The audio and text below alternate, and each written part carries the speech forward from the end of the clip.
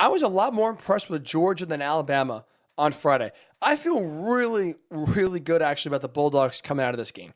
Because for me, it wasn't the fact that just Georgia beat Michigan and was able to get back to the national title game.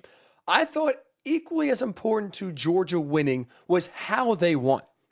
Now, the fact that they were able to dominate from the very beginning, get off to a hot start, almost looked like the Georgia team we've seen for most of the year coming off that Alabama embarrassing loss, I thought is impressive, important, and I do think is key to a Georgia national title win. Because I'll be honest, I picked Georgia to beat Michigan, and I beat Georgia to cover the 7.5 points. So I thought they were going to win and win handily.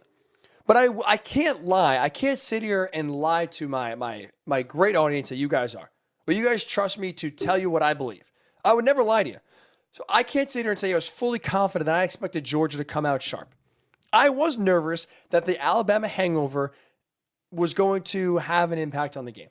Right? Because you think about it, how deflating that loss was to the Tide in the SEC title game.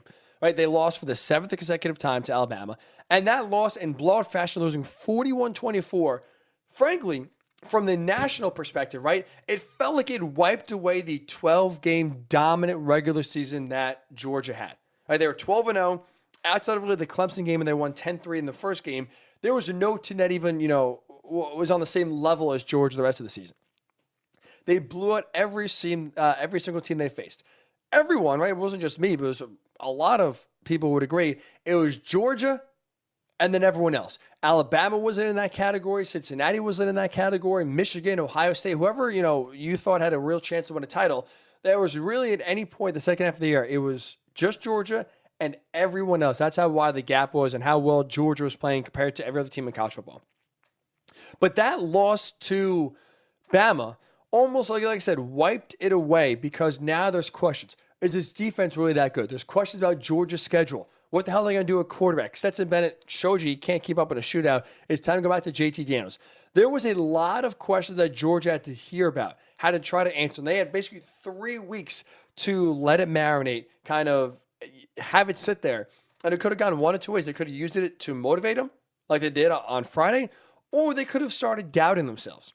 And that's why I want to give Kirby Smart a lot of credit here, because he was able to get rid of the doubts. He was able to reinstill the belief and the swagger and the confidence that Georgia had throughout the regular season, and they took it to Michigan, who arguably coming into the game, actually not arguably was, Michigan was the hottest team in college football coming into that game. Right? They dominated Ohio State. They blew the doors off of Iowa. They had some serious momentum and confidence, Michigan did, going into that game. And to Kirby Smart's credit, the Dogs came out sharp, motivated, confident. Right, you look at the start of the game. Georgia gets the ball, march right down the field effortlessly, touchdown. Boom. Get an immediate stop by defense, get the ball back, go right down the field again, touchdown. Boom. Get another stop, field goal. Next thing you know, it's 17-0 right away. And you saw immediately Georgia was able to not only put the Alabama loss behind them, they were able to use that as fuel and only make them better, not worse. Because again, when you lose 7 games in a row to Alabama, when you now have your entire dominant season start to be questioned after just one game, it's easy now to have those doubts creep into your own mind. Are we really that good as we thought? Like, yeah, we beat Arkansas, but how good is Arkansas? Yeah, we beat Kentucky. Is Kentucky really an elite team? Not really. We saw Clemson season just fall off a cliff. So the more you start to evaluate what Georgia did this season, the more questions of, do we overrate them? Did we really kind of fall into a trap where they are not as good as we were saying they actually were? And to Georgia's credit, and very importantly, by the way, they showed you there's no hangover. We're not thinking about it. We are still an elite team. We're going to show you, again, why we are.